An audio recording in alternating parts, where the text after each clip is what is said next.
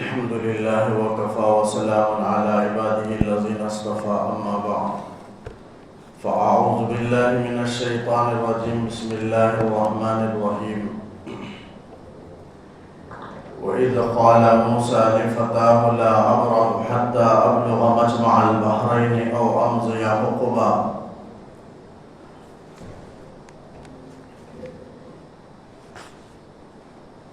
سورہ کہف کی 90 رکوع کی آیت ہے۔ اس رکوع میں اللہ تعالیٰ تقریباً 2 رکوع میں حضرت موسیٰ اور حضرت خضر علیہم السلام کے واقعے کو بیان فرمایا۔ سورہ کہف میں ان دونوں کے واقعے کو بیان کرنے کا مقصد کیا ہے؟ پہلا مقصد سماعت فرما لے۔ کفار مکہ نے آپ صلی اللہ علیہ وسلم سے آ کر 3 سوالات کیے یہودیوں کے واسطے سے۔ یہودیوں نے بتایا کفار قریش کو کہ 3 سوالات کرو، اگر 3 سوالات کے جوابات نبی دے دیں تو واقعتاً نبی ہیں، اگر ان کے سوالات کا جوابات نہ دیں اور اس کا علم نہ ہو تو وہ نبی نہیں۔ چنانچہ کافروں نے آ کر آپ صلی اللہ علیہ وسلم سے 3 سوال کیے۔ روح کی حقیقت کیا ہے؟ سورہ بنی اسرائیل میں اللہ نے اس کا جواب دیا۔ پھر 2 سوالات کا جواب سورہ کہف میں اللہ نے دیا۔ ایک اصحاب کہف کون تھے اور وہ بادشاہ جو پوری دنیا کا جس نے سفر کیا ذوالقرنین وہ کون تھا؟ تو آگے ذوالقرنین کا واقعہ آ رہا ہے، اصحاب کہف کا واقعہ اللہ نے بیان فرمایا۔ تو یہ اگر حضور صلی اللہ علیہ وسلم بتا دے تو واقعی آپ نبی ہیں، ورنہ نبی نہیں۔ یہ یہودیوں نے کافروں سے کہا تھا۔ آپ صلی اللہ علیہ وسلم کو اللہ تعالیٰ نے وحی فوراً نازل نہیں فرمائی، کیونکہ آپ کو تنبیہ کی گئی انشاءاللہ آپ سے چھوٹ بھول سے رہ گیا تھا۔ تنبیہاً تاکیداً 15 دن تک وحی نازل نہیں ہوئی، اس کے بعد اللہ نے وحی نازل فرمائی، جس کی وجہ سے یہاں کافروں نے واویلا مچایا کہ آپ صلی اللہ علیہ وسلم نعوذ باللہ ان کو موقع مل گیا، شرارتیں پھیلانے لگے۔ تو اللہ تعالیٰ سورہ کہف میں موسیٰ اور خضر علیہم السلام دونوں کے واقعے کو بیان کر کے یہ بتانا چاہتا ہے یہودیوں کو کہ تم موسیٰ علیہ السلام کو نبی مانتے ہو، اس کے باوجود ان کے پاس تمام چیزوں کا علم نہیں تھا۔ بہت سی چیزوں کا علم حضرت خضر علیہ السلام سے جا کر حاصل کرنے کا، جو غیر نبی ہیں۔ تو ایک جلیل القدر پیغمبر، ایک جلیل القدر بڑے نبی حضرت موسیٰ علیہ السلام، ان کو حکم دیا جا رہا ہے کہ ایک غیر نبی جو ولی ہیں حضرت خضر علیہ السلام، ان سے جا کر علم حاصل کریں۔ وہ ان سے علم میں بڑا مقام رکھتے ہیں، بڑا علم رکھتے ہیں، لہذا ان سے جا کر علم حاصل کریں۔ یہ اللہ کی جانب سے حکم ہوا۔ حضرت موسیٰ علیہ السلام نے پوچھا میں ان سے ملنا چاہتا ہوں، علم حاصل کرنا چاہتا ہوں، تو اس پر اللہ تعالیٰ نے کہا کہ آپ خضر علیہ السلام سے ٹھیک ہے جا کر علم حاصل کریں، ایک میرا بندہ ہے جو علم میں تم سے زیادہ جاننے والا ہے۔ یہ واقعے کو اللہ تعالیٰ بیان کر کے یہودیوں کو تنبیہ کرنا چاہتا ہے کہ موسیٰ علیہ السلام کو سب چیزوں کا علم نہیں، اس کے باوجود تم نبی مانتے ہو۔ اور ادھر حضور صلی اللہ علیہ وسلم کو 3 چیزوں کے بارے میں تم نے سوال کیا، اگر نہ بتائیں تو تم نبی نہیں ماننے والے تھے، حالانکہ اللہ نے بتا دیا، لیکن اگر نہ بھی بتائیں تو یہ نبی نہ ہونے کی دلیل نہیں ہے، تب بھی نبی ماننا ہے، اس لیے کہ پورا علم نبی کو نہیں دیا جاتا۔ جیسے حضرت موسیٰ علیہ السلام کو تم خود نبی مانتے ہو، یہودیوں سے کہا جا رہا ہے کہ تم خود نبی مانتے ہو موسیٰ کو، اس کے باوجود ان کے پاس پورا علم نہیں تھا۔ خضر علیہ السلام سے بھی علم حاصل کرنے کا ان کو حکم ملا، تو اس سے تمام چیزوں کا نبی کو علم ہونا کوئی ضروری نہیں، لیکن جس وقت میں نبی ہوتے ہیں اس وقت میں روئے زمین پر سب سے بڑے شریعت کے علم رکھنے والے وہ انبیاء ہی ہوتے ہیں۔ تو مخلوق میں سب سے بڑے عالم ہو سکتے ہیں، لیکن ایسا نہیں ہے کہ پورا علم اللہ تعالیٰ ان کو دے دے، یہ کوئی ضروری نہیں۔ تو یہ دونوں کے بیان کے واقعے کو اللہ تعالیٰ سورہ کہف میں بیان کرنے کا مقصد یہی ہے کہ یہودیوں کو تنبیہ کرنا ہے۔ اللہ نے تو بتا دیا، اگر نہ بھی بتاتے تو بھی یہ نبی نہ ہونے کی دلیل نہیں ہے، بلکہ آپ صلی اللہ علیہ وسلم نبی ہیں۔ اگر نہیں بھی بتاتے، اگر ہم آپ صلی اللہ علیہ وسلم کو نہیں بتاتے اور آپ صلی اللہ علیہ وسلم تمہیں واقعہ نہیں سناتے تو تم نبی نہیں مانو گے، تب بھی آپ نبی ہیں۔ تو لہذا تمام چیزوں کا علم ہونا کوئی ضروری نہیں ہے۔ یہ واقعے کو بیان کر کے یہودیوں کو اس طرف اشارہ کرنا مقصد تھا، اس لیے اللہ نے یہاں درمیان میں ان دونوں کے واقعے کو بیان کیا، اصحاب کہف اور ذوالقرنین کے واقعے کو سورہ کہف کے آخر میں بیان کیا، اصحاب کہف کے واقعے کو شروع میں بیان کیا۔ ان دو کے درمیان میں اللہ نے موسیٰ اور خضر علیہ السلام کے واقعے کو بیان فرمایا۔ اب یہ واقعہ کیسے پیش آیا، موسیٰ علیہ السلام کو یہ کیوں واقعہ پیش آیا کہ جا کر خضر علیہ السلام سے علم حاصل کریں؟ روایتوں میں آتا ہے، بخاری کی روایت ہے، ایک حضور نبی کریم صلی اللہ علیہ وسلم نے حضرت موسیٰ علیہ السلام کے واقعے کو بیان کرتے ہوئے فرمایا کہ ایک مرتبہ موسیٰ علیہ السلام اپنی قوم کو نصیحت کر رہے تھے، اور بڑی رقت آمیز بہت بہترین نصیحتیں تھیں کہ سامنے بنی اسرائیل قوم آپ کی نصیحت کو سن کر ان کا دل پگھل گیا، آنکھوں سے آنسو جاری ہو گئے، آنکھیں نم ہو گئی، یعنی اتنی رقت آمیز آپ کا کلام تھا، آپ کی نصیحت تھی۔ ویسے آپ صلی اللہ علیہ وسلم کی بھی نصیحت ہے، کتاب الرقاق اسے کہا جاتا ہے، حدیث کی کتابوں میں، جس میں قیامت کے بارے میں ایسی عجیب آپ صلی اللہ علیہ وسلم نے دنیا کی حقیقت کو کے سلسلے میں احادیث بیان فرمائی ہیں کہ انسان اگر پڑھ لے تو پھر آخرت ہی کی طرف راغب ہو جائے گا، دنیا کو بھول جائے گا، دنیا کو مقصد اصلی نہیں سمجھے گا۔ دل پر اثر کرنے والی حدیث ہے وہ کتاب الرقاق میں، وہ تمام محدثین اپنی اپنی کتابوں میں ان حدیثوں کو جمع کیے ہیں۔ اور رقت سے ہے، رقت کے معنی دل کا نرم ہو جانا اور دل پر کا اثر انداز ہو جانا، دل پر ان حدیثوں کا اثر کر جانا، ان حدیثوں کو کتاب الرقاق کہا جاتا ہے۔ وہ باب ہے کتاب الرقاق، اس باب میں محدثین نے ان حدیثوں کو بیان کیا، جن حدیثوں کو پڑھنے کے بعد انسان اس کا دل آخرت کی طرف راغب ہوتا ہے، دنیا کی حقیقت اسے سمجھ میں آتی ہے، دل پگھل جاتا ہے، انسان نصیحت کی طرف آتا ہے احادیث سے۔ تو وہی قال، وہ آپ سے حضرت موسیٰ علیہ السلام نصیحت کر رہے تھے، تو نصیحت کے دوران ایک آدمی بہت متاثر ہو کر کھڑے ہو کر سوال کرنے لگا کہ اے موسیٰ علیہ السلام، کیا آپ سے بھی زیادہ کوئی اس روئے زمین پر بڑا عالم ہے؟ تو حضرت موسیٰ علیہ السلام نے فرمایا کہ نہیں۔ اللہ تعالیٰ کا یہ جواب، اللہ تعالیٰ کو یہ انداز پسند نہیں آیا۔ علم کو اللہ کے حوالے کرنا چاہیے تھا کہ اللہ تعالیٰ جانتا ہے، واللہ عالم، اللہ بہتر جانتا ہے، ایسا کہنا چاہیے تھا۔ موسیٰ علیہ السلام نے جو کہا صحیح کہا، غلط نہیں کہا، اس لیے کہ ان سے بڑھ کر کوئی عالم نہیں تھا، نبی سے بڑھ کر کوئی عالم نہیں ہوتا ہے، چونکہ تمام شریعتوں کا علم اللہ تعالیٰ نبی کو دیتے ہیں، روئے زمین پر سب سے زیادہ شریعت کا علم نبی کو ہوتا ہے۔ اس لحاظ سے حضرت موسیٰ علیہ السلام نے کہا کہ سب سے بڑا عالم میں ہوں، لیکن میں ہوں، یہ جو انا کا لفظ ہے یہ اللہ تعالیٰ کو پسند نہیں آیا۔ ایک تکبرانہ لفظ معلوم ہوتا ہے، موسیٰ علیہ السلام نے تو نعوذ باللہ ویسا اس انداز سے نہیں کہا، انہوں نے حقیقت بیان کیا، لیکن ایک تکبر کا انداز ہے، یہ نبی سے نہیں ہو سکتا۔ میں اپنی زبان میں سمجھانے کے لیے کہہ رہا ہوں، ورنہ نبی سے کوئی گناہ نہیں ہو سکتا، نبی معصوم ہوتے ہیں، بالکل گناہوں سے پاک ہوتے ہیں، اللہ تعالیٰ ان کی حفاظت فرماتا ہے۔ تو یہ انداز بولنے کا پسند، کوئی بات ہوتے ہیں اس کے انداز، بات کرنے کے دو انداز ہوتے ہیں، اور ایک ادب کا انداز ہوتا ہے، ایک سختی کا پہلو ہوتا ہے۔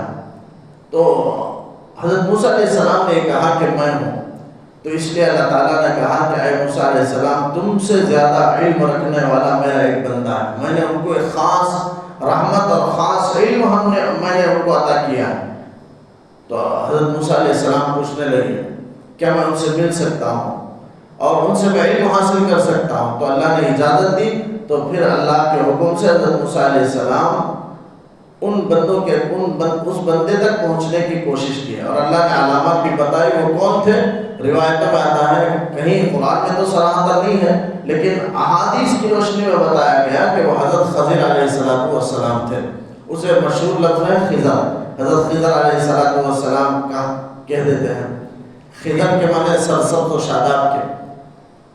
بخاری کے اندر روایت ہے کہ آپ حضرت خضر علیہ السلام ایک جگہ ایک سفید صاف زمین میں بیٹھے ہوئے تھے، اچانک وہ ان کی برکت سے وہ سرسبز اور شاداب ہو گئی، ہریالی آ گئی اطراف میں زمین میں، اس لیے ان کا نام تب سے ایک وصفی نام ہے خضر پڑ گیا، تو وہ خضر ہی کے نام سے مشہور ہو گیا۔ تو خضر کے معنی سرسبز و شادابی۔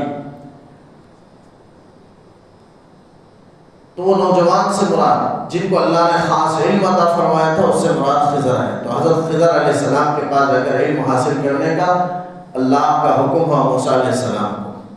اس دنیا میں کوئی جاننے والا ہوتا ہے تو اس سے بڑا جاننے والا، یعنی نبی کے علاوہ کہتا ہوں، ورنہ موسیٰ علیہ السلام نے جو کہا برابر کہا، لیکن آج ہم کسی کو بڑے عالم سمجھے تو اس سے بڑا عالم ہوتا ہے۔ قرآن مجید میں ہے وَفَوْقَ كُلِّ ذِي عِلْمٍ عَلِيمٍ، ہر جاننے والے کے اوپر ایک جاننے والا ہوتا ہے۔ اگر سب سے بڑا عالم بھی ہے تو اس سے بڑھ کر جاننے والا اللہ تعالیٰ ہے۔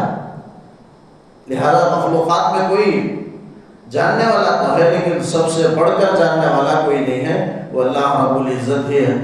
فرمایا وَإِذْ قَالَ مُوسَىٰ لِفَتَاهُ، موسیٰ علیہ السلام نے کہا، تو یہ واقعہ ان کو خضر علیہ السلام سے علم سیکھنے کا اسی لیے پیش آیا کہ مجمع میں ایک شخص نے سوال کر لیا کہ آپ سے بڑا عالم ہے کیا اس روئے زمین پر؟ تو حضرت موسیٰ نے کہا نہیں، تو اس لیے اللہ نے فرمایا جاؤ خضر کے پاس، ہم نے ان کو علم عطا فرمایا ہے، ان سے علم حاصل کرو۔ تو اسی واقعے کو اللہ تعالیٰ نے بیان کیا وَإِذْ قَالَ مُوسَىٰ لِفَتَاهُ، موسیٰ علیہ السلام نے اپنے نوجوان خادم سے کہا کہ لا أبرح حتى أبلغ مجمع البحرين۔ شروع سے اللہ نے واقعہ بیان نہیں فرمایا بلکہ یہاں سے شروع کیا۔ اللہ نے علم حاصل کرنے کا حکم دیا۔ اپنے بنی اسرائیل میں سے ایک فرما بردار نیک انسان تھا، شریف انسانوں میں سے ایک انسان تھے، موسیٰ علیہ السلام کے ساتھ رہتے ہمراہ تھے سفر میں، ان کو یوشع بن نون کہا جاتا ہے۔ یوشع بن نون ساتھ تھے اور حضرت موسیٰ علیہ السلام کی خدمت بھی کرتے تھے اور راستے میں ان سے علم بھی حاصل کرتے تھے۔ تو لفتاؤ سے مراد وہی بنی اسرائیل کا ایک شریف انسان جن کا نام یوشع بن نون ہے وہ مراد ہے۔ تو اس نوجوان خادم سے موسیٰ علیہ السلام نے کہا کہ لا أبرح حتى أبلغ مجمع البحرين، میں چلتا ہی رہوں گا یہاں تک کہ میں مجمع البحرین میں پہنچ جاؤں۔ مجمع البحرین دو سمندروں کے جمع ہونے کی جگہ، ملنے کی جگہ، یعنی اللہ تعالیٰ نے حضرت موسیٰ علیہ السلام کو کہا تھا، موسیٰ علیہ السلام نے پوچھا وہ بندے کے ملنے کی کیا علامت ہے، کون سی جگہ ہے، اس کا پتہ کیا ہے، ایڈریس حضرت موسیٰ علیہ السلام نے پوچھا کہ خضر کا پتہ کیا ہے، وہ کہاں رہتے ہیں؟ تو اللہ نے ایک علامت بیان فرمائی، نشان بیان فرمائی کہ مجمع البحرین کے پاس وہ ہیں۔ چنانچہ روایتوں میں آتا ہے کہ دو سمندر کے ملنے کی جگہ، میٹھے پانی اور کھارے پانی کے ملنے کی جگہ، ویسے بہت سارے علاقے ہیں، بہت سارے سمندر ہیں، اس میں سے بعض نے تعین کے طور پر نہیں بتائی، پورے احوال بیان کر دیے، بحر قلزم اور بحر اردن، وہاں یہ دو سمندر کی ملنے کی جگہ بعض نے فرمایا۔ اور حضرت رئیس المفسرین حضرت عبداللہ ابن عباس رضی اللہ عنہ فرماتے ہیں ملک روم اور ملک فارس کے جو دو سمندر ہیں وہ دونوں کے ملنے کی جگہ ہے، تو دونوں کے ملنے کی جگہ مجمع البحرین سے وہ مراد ہے، وہاں آنے کا حکم دیا۔ چنانچہ وہ یوشع بن نون کو ساتھ لے کر چلتے رہے، فرمایا لا أبرح، میں چلتا ہی رہوں گا حتی أبلغ مجمع البحرین، یہاں تک کہ دو سمندر کے ملنے کی جگہ میں پہنچ جاؤں، اور امضی حقبہ، اور میں زمانہ دراز تک اگر مجھے چلنے کی ضرورت پڑے تو میں چلتا ہی رہوں گا۔ زمانہ دراز حقب کہتے ہیں ایک طویل زمانے کو، طویل مدت کو، جیسے فضائل اعمال میں بات ہے ایک حقب جہنم میں جلنا پڑے گا ایک نماز قضا ہونے پر، تو ایک حقوق کی کیا مقدار ہے، تو اس میں بھی مفسرین نے اختلاف کیا، محدثین نے۔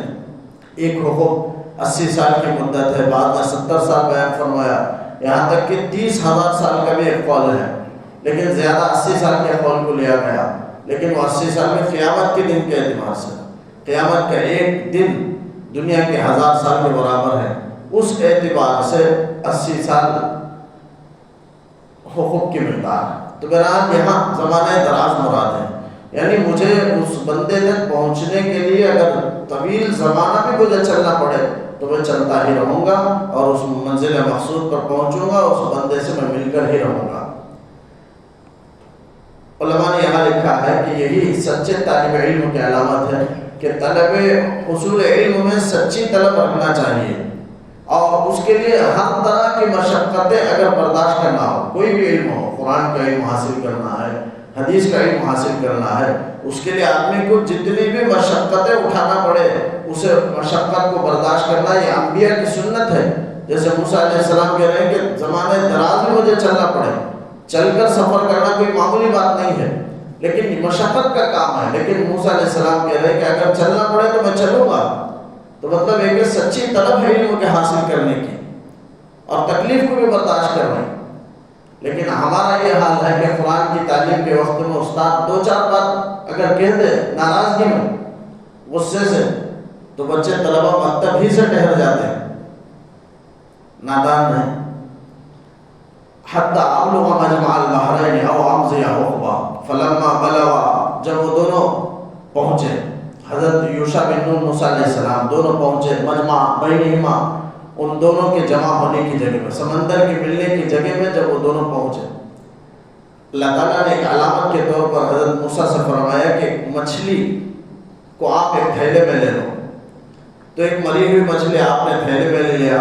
اب وہ مچھلی کے سلسلے میں بھی اختلاف، بہت ساری باتیں ہیں کہ وہ مچھلی تلی ہوئی تھی یا بغیر تلی ہوئی تھی۔ روایتوں میں آتا ہے، ایک روایت میں بھی ہے کہ وہ تلی ہوئی تھی، آدھا حصہ راستے میں توشے کے طور پر تھا، کھانے کے لیے تھا۔ حضرت موسیٰ علیہ السلام انہوں نے اور یوشع بن نون نے مل کر آدھا حصہ، ایک حصہ کا کھا لیا تھا، ایک حصہ باقی تھا۔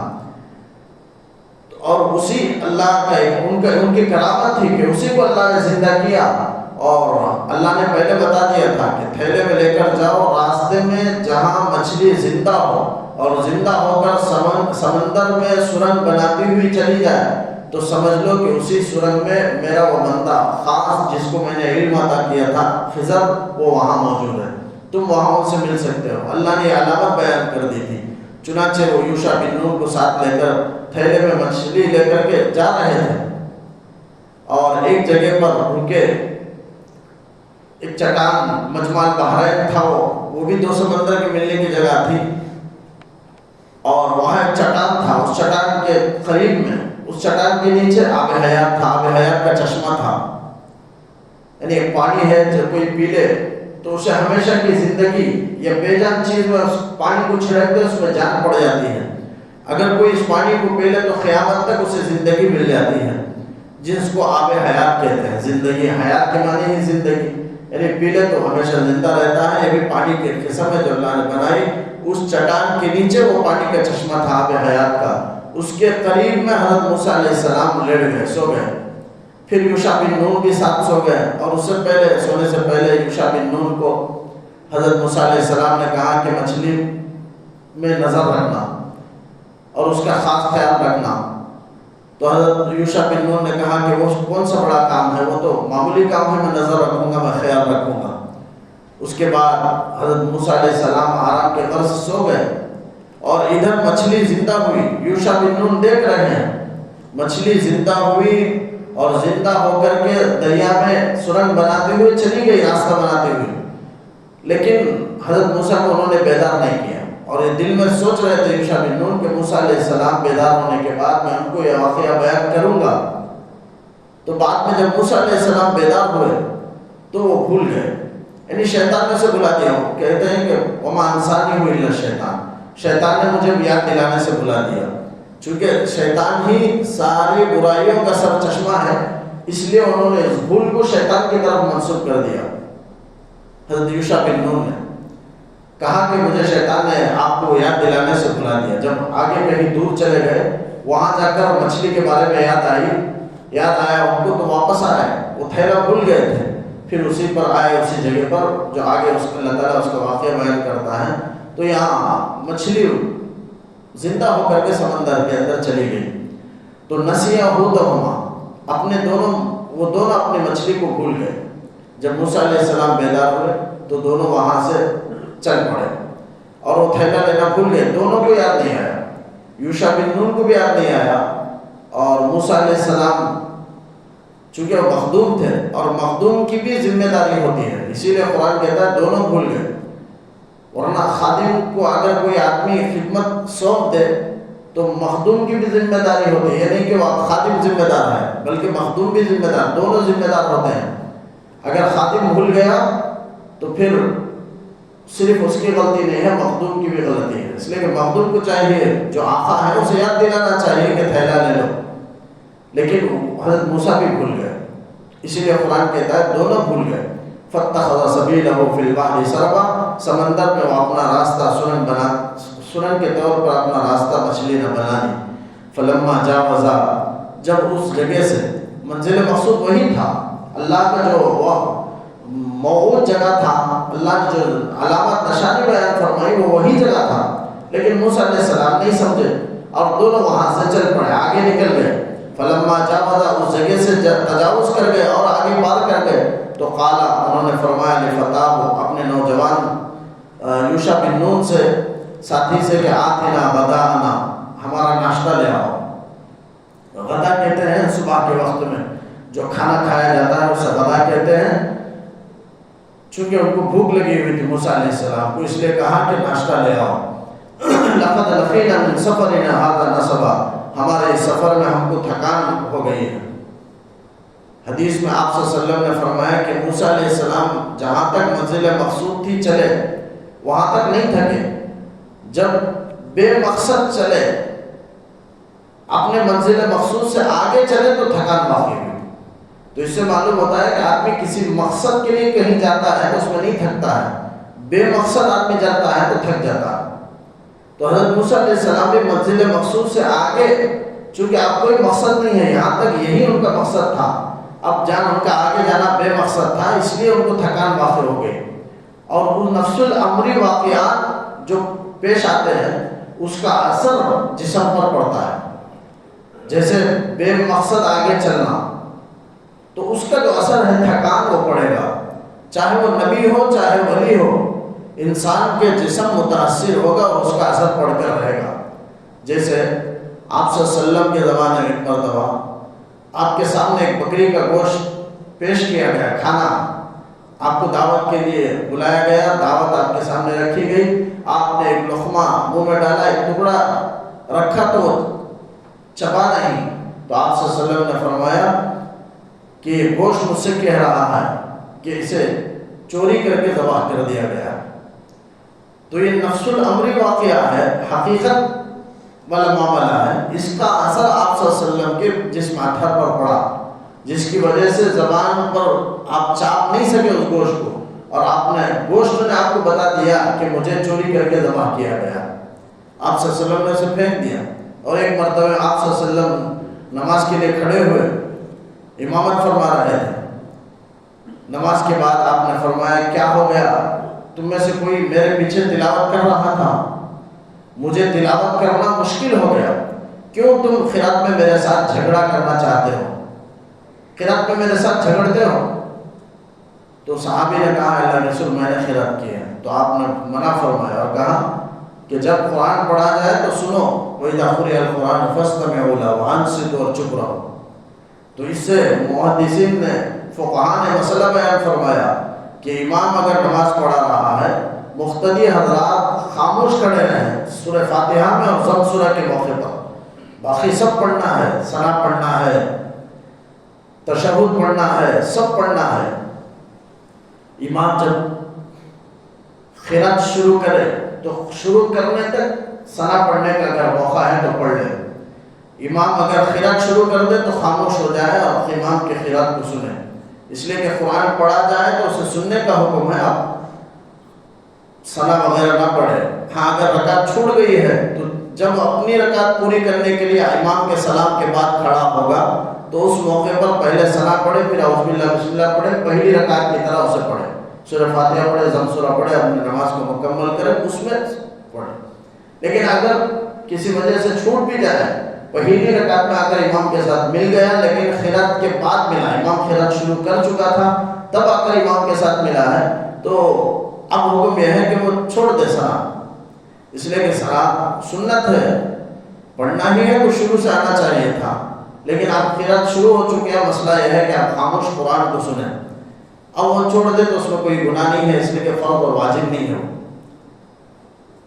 بہرحال یہ مسئلہ ہے، وہ یاد آیا اس لیے میں نے مسئلہ عرض کر دیا۔ اور آپ صلی اللہ علیہ وسلم نے فرمایا مقتدی کے لیے حکم ہے کہ پیچھے خاموش رہیں، سورہ فاتحہ بھی تلاوت نہ کرے، ضم سورہ بھی تلاوت نہ کرے، امام کی تلاوت ہی مقتدیوں کی تلاوت کے لیے کافی ہے، امام کی تلاوت ہی کافی ہے۔ اب مقتدیوں کو خاموش رہنے کا حکم ہے۔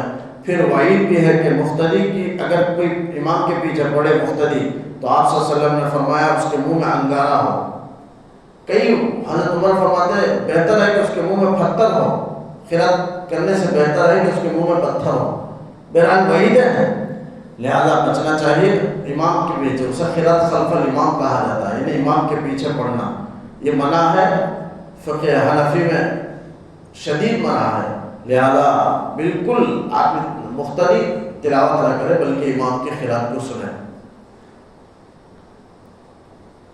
تو یہ اثر ہوتا ہے انبیاء کے جسم پر، نفس الامری جو واقعات ہوتے ہیں اس کا اثر انبیاء کے جسم پر، کوئی بھی بشر ہو اس کے جسم پر اس کا اثر پڑتا ہے۔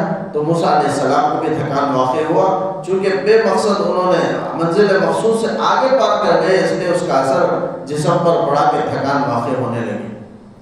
فلما جاوز قال لفتاه آتنا غداءنا، ناشتہ لے آؤ، لقد لقینا من سفرنا هذا نصبا، ہمارے سفر میں ہم کو تھکان واقع ہوا ہے۔ تو قال یوشع بن نون نے کہا ارائیتا، دیکھیے، اذ اوینا الی الصخرۃ، جب ہم چٹان کے پاس ہم پناہ لیے تھے، رکے تھے، تو فإنی نسیت الحوت، وہاں میں نے مچھلی کو بھول گیا، مچھلی کے واقعے کو یاد دلانا میں بھول گیا آپ کو۔ وہی مچھلی زندہ ہوا اور ہو کر کے مچھلی سمندر میں ایک سرنگ اس نے بنا لی عجیب طریقے سے، اور میں آپ کو بتانا چاہتا تھا، میں بھول گیا، آپ کو بتانے سے میں بھول گیا، مچھلی کے واقعے کو یاد دلانا میں بھول گیا۔ وما انسانیہ الا الشیطان، اور اس مجھے نہیں بلایا مگر شیطان نے، ان اذکرہ، یاد دلانے سے، یعنی شیطان کی طرف اپنے بھلایا اس کی نسبت، نسیان کی نسبت، بھول کی نسبت شیطان کی طرف کر رہے ہیں، اس لیے کہ شیطان ہی تمام برائیوں کا سر چشمہ ہے، اس لیے انہوں نے اس کی طرف کر دیا اور کہا کہ شیطان نے مجھے بھلا دیا ہے۔ سمجھ گئے کہ وہ شیطان ہی کا ایک چال ہے، چونکہ آگے وہ بھیجنا چاہتا تھا، یہ امر منکر ہے، بری چیز ہے، منزل مخصوص سے بیکار جانا، لہذا شیطان ہی کی طرف سے ہوگا، اس لیے انہوں نے اس کی طرف منسوب کیا۔ تو یہاں اللہ تعالیٰ حضرت یوشع بن نون کو بھی متنبہ کرنا چاہتا ہے کہ تم کوئی بھی چھوٹا کام ہو یا بڑا سے بڑا کام ہو، اسی پر اللہ کے ذات پر، اسی کام میں اللہ پر بھروسہ ہو، ایسا نہیں، بلکہ چھوٹے سے چھوٹے کام پر بھی بھروسہ اللہ پر ہونا چاہیے۔ حضرت یوشع بن نون نے کہا کہ وہ مچھلی کو نگاہ رکھنا اور اس کی طرف خیال رکھنا یہ کون سا بڑا کام ہے، میں مچھلی کو دیکھ لوں گا۔ موسیٰ علیہ السلام سے انہوں نے کہا، لیکن اس کے بعد وہ مچھلی زندہ ہو کر وہ سرنگ بنا کر سمندر میں چلی گئی، لیکن وہ بھول گئے۔ تو اس لیے بھلا کر اللہ تعالیٰ، یہ اللہ نے بلایا، بھلا کر یوشع بن نون کو متنبہ کرنا چاہتا ہے کہ چھوٹا کام ہے، معمولی کام، مچھلی کی طرف دیکھنا، نظر رکھنا، یہ چھوٹے کام پر بھی آدمی اللہ کی ذات پر بھروسہ رکھے، اور اللہ میں جیسے انشاءاللہ حکم آیا کہ کوئی بھی آئندہ کام ہے اللہ کی مشیت کے ساتھ اسے معلق کرے۔ تو یہاں اللہ کی ذات پر چھوٹے کام میں بھی بھروسہ کرنے کا سبق ہے حضرت یوشع بن نون کے عمل سے، کہ وَاتَّخَذَ سَبِيلَهُ فِي الْبَحْرِ سَرَبًا، انہوں نے کہا کہ مچھلی نے سمندر میں اپنا راستہ عجیب طریقے سے بنا لیا، ایسا عجیب بنایا کہ موسیٰ علیہ السلام کو بھی اور یوشع بن نون کو بھی تعجب ہونے لگا۔ چنانچہ وہ اسی راستے پر واپس آئے، آ کر دیکھا، جا کر سرنگ ایسا بنایا تھا کہ جس مچھلی نے جس طریقے سے گیا، اللہ تعالیٰ نے سرنگ بنا دی، بالکل طاق نما، محراب نما، درمیان میں راستہ ہے، پانی کو اللہ نے منجمد کر دیا، دیوار کی طرح اللہ نے مضبوط کر دیا، اس کا بہاؤ کو اللہ نے روک دیا۔ اب وہ سرنگ ہی بنا ہوا تھا، جب تک موسیٰ علیہ السلام نہ آئے اس وقت تک وہ سرنگ ہی کی شکل میں تھا۔ پھر اسی سرنگ میں داخل ہو کر حضرت موسیٰ علیہ السلام اور خضر علیہ السلام پہنچے، کہاں تک؟ حضرت خضر تک پہنچے۔ موسیٰ علیہ السلام اور یوشع بن نون خضر علیہ السلام سے جا کر ملاقات کیے کہ وہ سرنگ پار ہونے کے بعد ایک جگہ پر وہ ایک چادر اوڑھ کر کے سو رہے تھے۔ بعض نے لکھا ہے کہ وہ جانماز بٹھا کر کے نماز پڑھ رہے تھے، نماز کی حالت میں تھے۔ موسیٰ علیہ السلام پہنچے، قال ذلك، تو موسیٰ علیہ السلام نے کہا کہ یہی وہ جگہ ہے، ما كنا نبغي، جس کو ہم تلاش کرتے تھے، یہی وہ ہماری مطلوب جگہ تھی جو ہم کو مقصود تھی، جس کو ہم کو تلاش تھی۔ فرتد على آثارهما، تو وہ دونوں نقش قدم پر واپس لوٹے، قصصا، پیروی کرتے ہوئے، یعنی اپنے قدم کے نشان کو دیکھتے ہوئے اسی راستے پر پیچھے کی طرف واپس لوٹے تاکہ اسی منزل مقصود پر پہنچے جہاں کل آرام کیے تھے۔ کل شام پوری رات، دن گزرا، رات گزری، پھر صبح ناشتے کا وقت آ گیا، اتنا وقت جو چلے ہیں، پھر اسی طرح پیچھے کی طرف لوٹے اور آ کر اس چٹان کی طرف آئے، آ کر وہ سرنگ انہوں نے پایا اور وہاں سے حضرت خضر تک پہنچے، جس کا تذکرہ ہے فوجد عبدا من عبادنا، پس وہاں انہوں نے ہمارے بندوں میں سے ایک بندے کو پایا۔ وہ دونوں نے پایا ایک ہمارے بندے کو، وہ کون ہے؟ اس سے مراد حدیث کی روشنی میں لکھا گیا خضر علیہ السلام۔ اب عبد سے مراد خضر ہے۔ اب خضر علیہ السلام کون ہے؟ اس میں محدثین مفسرین نے اختلاف کیا۔ حضرت خضر کے سلسلے میں 3 قول بیان کیا گیا۔ ایک قول یہ ہے کہ وہ فرشتے ہیں، زمینی فرشتے ہیں جن کو رجال الغیب کہا جاتا ہے، زمینی فرشتوں کو، اس میں سے حضرت خضر علیہ السلام ہیں۔ لیکن یہ قول ہے، لیکن صحیح قول نہیں ہے۔ زیادہ صحیح قول وہ ہے کہا گیا کہ وہ انسان ہی تھے۔ بعض نے کہا نبی تھے یا ولی تھے، ایک قول یہ ہے کہ نبی تھے، ایک قول یہ ہے کہ ولی تھے، لیکن زیادہ صحیح قول یہ ہے کہ وہ انسان ہیں اور ولی ہیں، نبی نہیں تھے۔ اللہ نے نبوت عطا نہیں فرمائی تھی، اسی لیے حضرت موسیٰ علیہ السلام کو جو نبی ہیں، غیر نبی سے علم حاصل کرنے کا اللہ نے حکم دیا، تو وہ غیر نبی تھے، ولی تھے۔ ولی ہونے میں کوئی شک نہیں ہے۔ حضرت خضر علیہ السلام بڑے اللہ کے ولی تھے۔ روایت میں آتا ہے، ہو سکتا ہے جیسے شیطان کو اللہ نے مہلت دی تھی قیامت تک کے لیے، ویسے ایک نیک انسان کو اللہ نے قیامت تک کے لیے زندہ رکھا ہے، تو اس لیے روایت میں آتا ہے کہ حضرت خضر زندہ ہیں، قیامت تک زندہ رہیں گے۔ اور اللہ نے ہر شکل، بعض یہ بھی لکھتے ہیں کہ اللہ نے ان کو ہر شکل متشکل ہونے کی اللہ نے اختیار بھی دے رکھی ہے۔ جیسے ایک صاحب تھے، انہوں نے مجھ سے ایک واقعہ بیان فرمایا، بڑے عالم تھے وہ، بریجپور کے علامہ ابراہیم صاحب، 100 سال سے زائد ان کی عمر، ابھی 2-3 سال ہوئے ان کا انتقال ہو کر، 100 سال سے زائد تھے۔ انہوں نے مجھ سے واقعہ سنایا، 2 واقعہ سنایا۔ اس میں سے ایک یہ بھی تھا کہ ایک مرتبہ وہ تبلیغی جماعت میں نکلے، پیدل جماعت تھی، اور اس میں گزشتہ زمانے کے بڑے اکابر حضرات بھی اس میں ان کے ساتھ سفر میں موجود تھے، 7-8 ساتھی تھے، اور سمندر میں پیدل راستے میں جنگل میں راستہ گم ہو گیا، تو ایک شیر آیا اور آ کر کے ہمارے رہنمائی کی، اور جو اصل راستہ تھا مین روڈ، اسے ہم تلاش کرتے تھے، وہ شیر وہاں تک ہم کو پہنچایا، لیکن قریب آنے سے پہلے ہم ڈر گئے، کلمہ پڑھنے لگے۔ جب قریب آیا تو ہمارے ساتھ کچھ اشارہ کرنے لگا اور آگے آگے چلنے لگا، تو ہم سوچ رہے تھے اللہ نے بھیجا ہے شیر کو رہنمائی کے لیے، تو چنانچہ سب اسی کے پیچھے چلنے لگے۔ وہ روڈ تک، سڑک تک چھوڑ دیا، پھر اس کے بعد وہ کہنے لگے کہ میں تلاش کیا اس شخص کو، شیر کو، وہ غائب ہو گیا۔ بعض نے کہا کہ وہ خضر تھے، اللہ نے ہمارے راستہ جو گم کر دیے تو بتانے کے لیے اللہ نے، چونکہ ہر شکل اختیار کرنے کا اللہ نے اختیار دیا تھا، تو انسانوں کی رہنمائی کے لیے بھی اللہ نے ان کو زمین پر رکھا ہے، اور قیامت تک کے لیے اللہ نے ان کو مہلت دی ہے۔ بہرحال مختلف اقوال ہیں حضرت خضر علیہ السلام کے سلسلے میں، لیکن صحیح قول یہ ہے کہ وہ نبی ہیں اور وہ ولی ہیں اور انسان ہیں، انسان ہیں اور ولی ہیں، نبی نہیں۔ تو فوجد عبدا من عبادنا، ہمارے بندے میں سے ایک بندے کو وہ دونوں پایا، آتیناہ رحمتا من عندنا، جن کو ہم نے اپنی طرف سے خاص رحمت عطا کی تھی۔ خاص رحمت سے مراد بعض نے نبوت مراد لیا، بعض نے ولایت مراد لیا ہے۔ تو جیسے میں نے کہا اکثر حضرات ولی کہتے ہیں، تو یہاں رحمت سے مراد ولایت ہے۔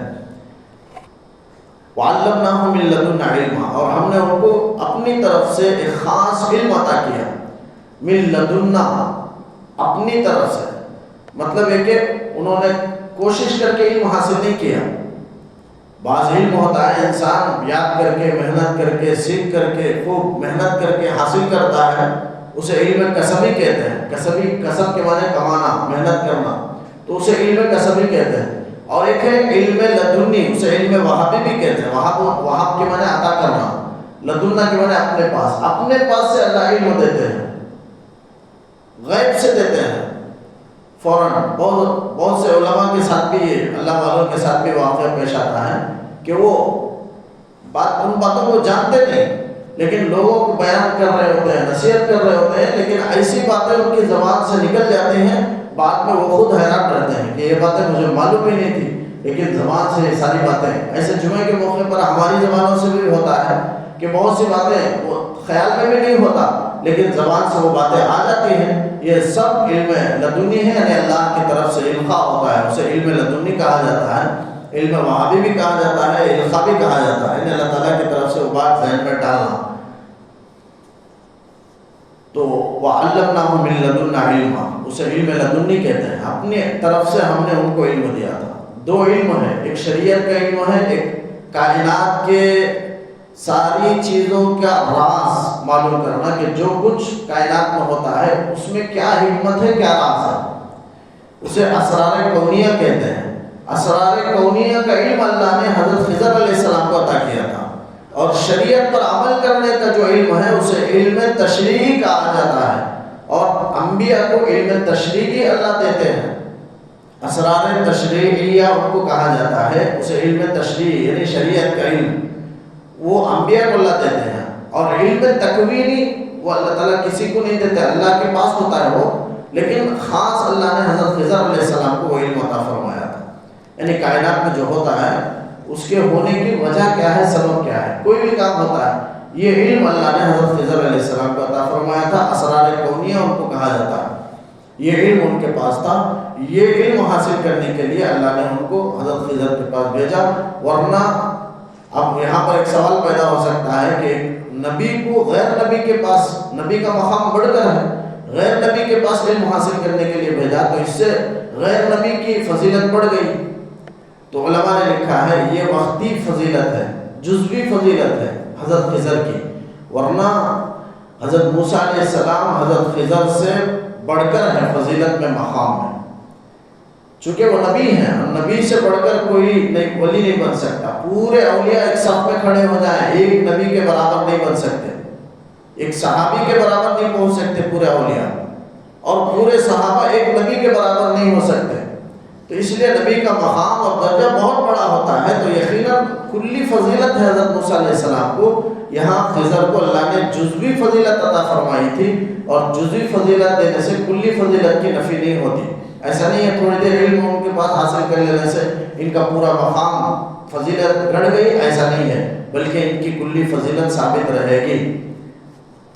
ویسے حضرت موسیٰ کو یہ واقعہ پیش آیا، حضرت عیسیٰ علیہ السلام کے زمانے میں عیسیٰ علیہ السلام جب پیدا ہوئے تو ان کی والدہ جب کچھ بڑے ہوئے تو والدہ مکتب لے کر گئی بچے کو، تب سے مکتب کا سلسلہ چلتا ہے علم حاصل کرنے کے لیے، توریت و انجیل کا علم دلانے کے لیے مکتب لے کر حضرت عیسیٰ علیہ السلام پہنچی۔ چونکہ وہ نبی بننا تھا، اب استاد بیٹھے تھے، استاد کے سامنے بیٹھ گئے، استاد نے کہا بولو بیٹے بسم اللہ الرحمن الرحیم، تو حضرت عیسیٰ علیہ السلام نہیں بولے، استاد سے پوچھنے لگے پہلے یہ بتاؤ کہ بسم اللہ میں با سے کیا مراد ہے، ابھی الف با نہیں پڑھا ہے، اس سے پہلے ہی پوچھ لیا استاد کہ با سے مراد کیا ہے، اس کا کیا معنی ہے، سین سے کیا مراد ہے، میم سے کیا مراد، اس کا کیا معنی ہے، بسم اللہ میں جو با ہے، سین ہے، میم ہے، کیا معنی ہے؟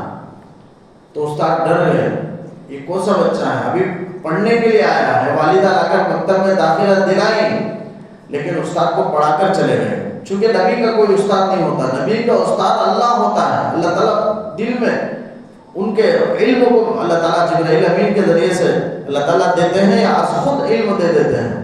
تو نبی کا کوئی استاد نہیں ہوتا دنیا میں. تو یہاں مکتب میں جا کر پڑھنے والے تھے، لیکن بعد میں استاد کو پڑھا کر آ گئے. بولے بسم اللہ میں جو با ہے اس سے مراد بہا اللہ، اللہ کی بلندی مراد ہے. سین ہے، سین سے مراد ثناء اللہ، یعنی اللہ کی روشنی مراد ہے. ایک ہے ساتھ ہے اللہ کی تعریف کے معنی میں، یہ سین سے ثناء اللہ، اللہ کی روشنی ہے، اس کی ذات کا نور. اور میم سے مراد مملکت اللہ، اللہ کی بادشاہ. تو بسم اللہ میں وہ پورے اللہ کی جو جامع کمالات ہیں ان کا ذکر اللہ نے بسم اللہ میں رکھ دیا. تو حضرت عیسیٰ علیہ السلام پڑھنے کے لیے گئے، لیکن استاد کے سامنے پڑھنے سے پہلے استاد کو پڑھا کر آ گئے. تو اس سے معلوم نبی کا کوئی استاد نہیں ہوتا ہے، اللہ تعالیٰ بلا واسطہ اللہ ہی ان کا استاد ہوتا ہے. ان کا کوئی دنیا میں استاد نہیں ہوتا، ورنہ مقام استاد کا بڑھ جائے گا اور نبی کا مقام کم ہو جائے گا. یہاں جزوی فضیلت ہے حضرت خضر علیہ السلام کی، اور موسیٰ علیہ السلام کو کلی فضیلت حاصل ہے. اس سے ان کی کلی فضیلت ختم نہیں ہوگی. تو قال له موسیٰ هل اتبعک علی ان تعلمنی، موسیٰ علیہ السلام نے ان سے کہا، خضر علیہ السلام سے، کیا میں تمہارے ساتھ رہ سکتا ہوں؟ هل اتبعک، کیا میں تمہارے ساتھ رہ سکتا ہوں؟ علی ان، اس شرط پر کہ تعلمنی، تم مجھے سکھلاؤ، مما، ان علم میں سے، علمتا، جو آپ کو اللہ کے ذریعے سے سکھلایا گیا، اللہ کی جانب سے آپ کو سکھلایا گیا، رشدہ، بھلائی کی باتیں. یعنی آپ بھلائی کی باتیں کچھ مجھے سکھاؤ، جو اللہ نے تم کو سکھلایا ہے اس میں سے کچھ بھلائی کی باتیں مجھے سکھلاؤ. اس شرط پر کیا میں آپ کے ساتھ رہ سکتا ہوں؟ قال، تو حضرت خضر نے فرمایا، انک لن تستطیع معی صبرا، ہرگز تم میرے ساتھ صبر نہیں کر سکتے، میرے ساتھ رہ کر رہنے کی صبر تم نہیں کر سکتے، رہ نہیں سکتے تم. چونکہ حضرت خضر جان لیے تھے کہ مجھے اسرار کونیہ کا علم ہے اور اس کے مطابق مجھے عمل کرنے کا حکم ہے، اور ان کو شریعت کا علم ہے، اور یہ دونوں خلاف ہیں.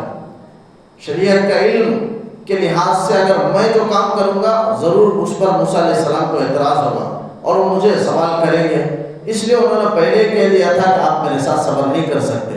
وَكَيْفَ تَصْبِرُ عَلَىٰ مَا لَمْ تُحِطْ بِهِ خُبْرًا، اور آپ کیسے صبر کر سکتے ہیں جبکہ اس کام کے بارے میں آپ کو کچھ بھی خبر ہی نہیں ہے. مَا لَمْ تُحِطْ بِهِ خُبْرًا، پوری اس چیز کے بارے میں واقفیت نہیں ہے اور اس چیز کے بارے میں آپ کو خبر ہی نہیں ہے، تو اس چیز کو دیکھ کر آپ کیسے صبر کر سکتے ہیں؟ آپ یقیناً، یعنی مطلب ہے کہ امر منکر، تمہارے گمان کے مطابق امر منکر صادر ہوگا مجھ سے اور آپ ضرور مجھ پر اعتراض کریں گے. ایک نامناسب حرکت میرے سے ہوگا اور وہ نامناسب حرکت کو دیکھ کر تم ضرور اعتراض کرو گے، اور وہ نامناسب حرکت میرے علم کے مطابق وہ درست ہے، تمہارے علم کے مطابق وہ درست نہیں ہے، لہذا تم ضرور اعتراض کرو گے. تم کیسے صبر اختیار کرو گے؟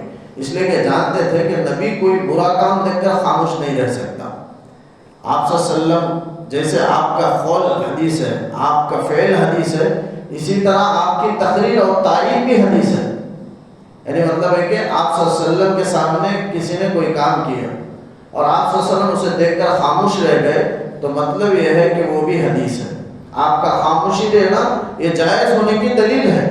تو لہذا نبی کوئی برا کام دیکھیں اور خاموش رہ جائیں تو وہ جائز ہونے کی دلیل ہو جائے گی، اور یہ شان پیغمبری کے خلاف ہے. کوئی برا کام دیکھیں اور خاموش رہ جائیں یہ پیغمبروں کے شان کے بھی خلاف ہے اور فرض منصبی کے بھی خلاف ہے.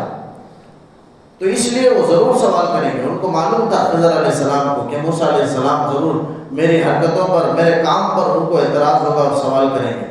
تو قال، حضرت موسیٰ نے فرمایا، ستجدنی انشاءاللہ صابرا، انشاءاللہ آپ مجھے صبر کرنے والوں میں پائیں گے، میں ضرور صبر کر کے رہ جاؤں گا. آپ سے کوئی سوال نہیں کروں گا، کوئی اعتراض نہیں کروں گا، میں آپ کے ساتھ رہوں گا اور آپ کے عمل کو دیکھتا رہوں گا.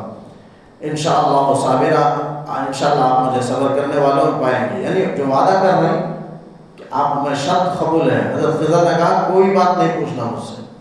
تو حضرت موسیٰ علیہ السلام انشاءاللہ کہیں، یعنی جو وعدہ کر رہے ہیں اپنے نفس پر ان کو بھروسہ نہیں ہے کہ میں وعدے پر قائم رہوں گا، اس لیے اللہ کی مشیت کو انہوں نے ساتھ ملا لیا اور کہا کہ انشاءاللہ آپ مجھے صبر کرنے والوں میں پائیں گے.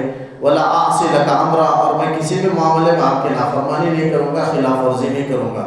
تو قال، خضر نے فرمایا فَإِنِ اتَّبَعْتَنِي، اگر تم میرے ساتھ رہنا ہی چاہتے ہو تو فَلَا تَسْأَلْنِي، تو اس شرط پر رہو کہ فَلَا تَسْأَلْنِي عَنْ شَيْءٍ، کسی بھی چیز کے بارے میں آپ مجھ سے سوال مت کرو، حَتَّى أُحْدِثَ لَكَ مِنْهُ ذِكْرًا، یہاں تک کہ میں خود اس کے بارے میں آپ سے تذکرہ نہ کروں۔ یہاں تک روکتا ہوں، انشاءاللہ کل عرض کروں گا۔ اللہ تعالیٰ سے دعا ہے کہ اللہ تعالیٰ یقین کامل نصیب فرمائے۔